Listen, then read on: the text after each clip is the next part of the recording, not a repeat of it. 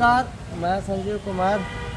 आज मैं अपने YouTube मंच पे एक बहुत ही जाने माने चेहरा है शैलेश कुमार राम, जो अपने ज़िला में काफ़ी अच्छा स्थान रखते हैं और इनसे मैं कुछ गुफ्तगू करूँगा जो सुप्रीम कोर्ट में जो SC ST के आरक्षण की जो उसके बारे में आप कुछ कहना चाहेंगे? जी, सुप्रीम सबसे पहले तो मैं आपके चैनल को बहुत बहुत धन्यवाद देना चाहता हूँ और आपके जितने भी दर्शक देख रहे हैं उनको भी धन्यवाद देना चाहता हूँ। तो सुप्रीम कोर्ट का एक डिसीजन आया था, उस डिसीजन में सब क्लासिफिकेशन अनुसूचित जाति अनुसूचित जनजाति में वर्गीकरण का एक अधिनियम आया था। उस अधिनियम में सुप्रीम कोर्ट ने डिसीजन दिया है कि कोई भी स्टेट, कोई भी राज्य सरकार अनुसूचित जाति और जनजाति को जो पूर्व में जो रिजर्वेशन मिलता है उसमें अपने हिसाब से संशोधन करके जो उसमें जो पिछड़ी, जिसमें जो आर्थिक रूप से है और शैक्षणिक रूप से जो पिछड़े हुए जातियाँ हैं उनको अपने मर्जी से रिजर्वेशन दे सकती है। और कुछ लोग जो आगे बढ़े हैं या यूँ कहे तो उसमें जितनी भी जातियाँ अनुसूचित जाति का उस जातियों में अपने हिसाब से कोई भी स्टेट गवर्नमेंट चाहेगी तो वह अपने हिसाब से उसको रिजर्वेशन दे सकती है। तो इस रिजर्वेशन का क्या दुरुपयोग है यही जानना चाहते हैं। ये बिल्कुल और क्या फ़ायदा है, क्या फ़ायदा और क्या नुकसान है। तो इसका एक जो सुप्रीम कोर्ट का डिसीजन है उसके अनुसार स्टेट सरकार को ये हवाला दे रही है कि जो उसी में अनुसूचित जाति में जो पिछड़े हुए लोग हैं उनको विशेष रूप से आरक्षण दे करके, जैसे मान लीजिए कि 16% रिजर्वेशन अनुसूचित जाति, तो उस 16% में ये तमाम जातियाँ 22-25 जातियाँ जो बिहार में है और जातियाँ हैं स्टेट में, ये सारे जाति के लोग जो भी पढ़ाई लिखाई कर रहे हैं उसके लिए एलिजिबल है। उस सीट पे जितना रिजर्व सीट रहता है उस पर जाते हैं, चाहे वो किसी भी बिरादरी का लोग हैं। तो उसका कहना है कि जो पिछड़ गए हैं उनको मैं देना चाहता था, लेकिन यदि यह कानून अब तो सुप्रीम कोर्ट का डिसीजन आने का मतलब हुआ कि यह लागू हो चुका, और लागू होने का मतलब हुआ कि यूँ कहे तो इनडायरेक्ट रूप से अनुसूचित जाति का जो रिजर्वेशन है जनजाति का वह पूरी तरह से समाप्त करने का एक बहुत बड़ा सबब है। जैसे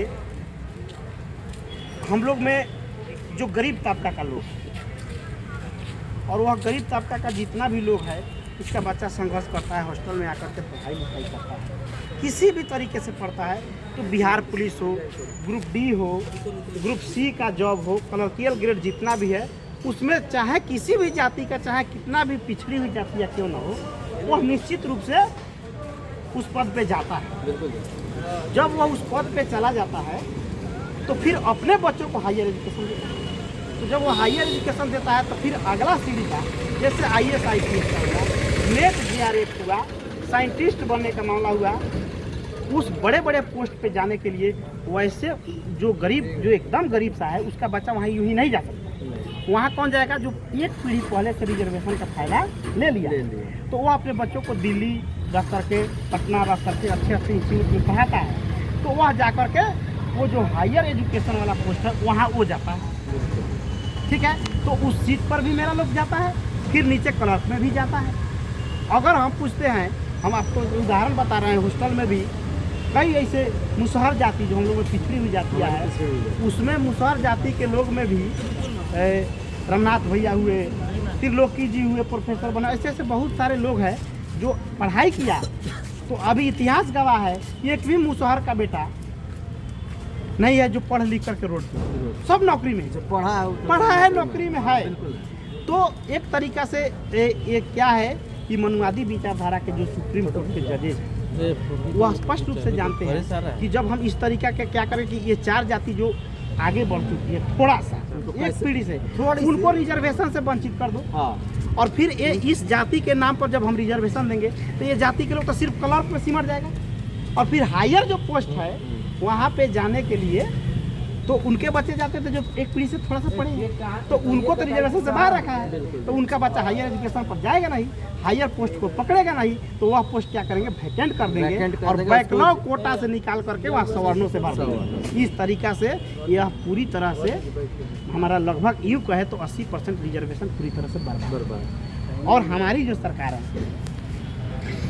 और ये भी आप पूछ सकते हैं कि ये जो सरकार जो है विपक्ष का पक्ष का ये क्या कर रहा है, तो मैं आपको बता देना चाहता हूँ कि विपक्ष के जितने भी सरकार में हैं ये एनडीए गठबंधन बनाए हुए हैं। तो एनडीए गठबंधन का लोग से मैं पूछना चाहता हूँ कि आप बहुत ही ताल ठोक करके बोलते हैं, ये लोग क्या कहिए तो मंच पर बोलते हैं कि कोई माई के लाल में दम है जो रिजर्वेशन को खत्म कर रहा है।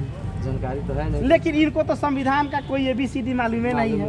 इनका नेता तो खुद निरक्षर है, उसको जो संविधान को पढ़ेगा वो ना इस कानून को समझेगा, तो उनको तो समझदारी है नहीं। कुछ हमारे लोग SC/ST के जो विधायक मंत्री लोग हैं बने हुए हैं, वो तो सेटल हो चुके हैं। हाँ, उस सेटल होती है, उनको तो इससे विरोध में बोलेंगे ही नहीं। बोलेंगे, उनको इससे कोई कोई मतलब मतलब नहीं। ही नहीं। उनका अपने बाल बच्चे और उनके भाई परिवार में सब कोई सेटल हो जी जी जी, बस उनसे अब उससे मतलब ही नहीं। कोई मतलब नहीं है उनको। उनको बस मतलब है अपने रोटी से कैसे, और उस अपने नेता के सामने जो उनका आका है उसके सामने बोलने का उनका कोई औकात नहीं बोल सकते।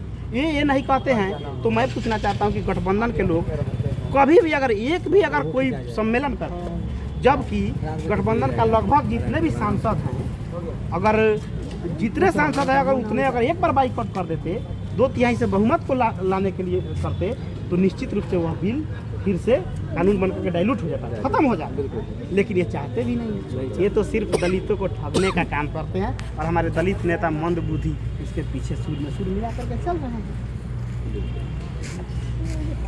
शैलेश जी ने बहुत बड़ी बात की, और इस पर आप लोग विचार कीजिएगा, इनके द्वारा जो भी बातें कही गई हैं।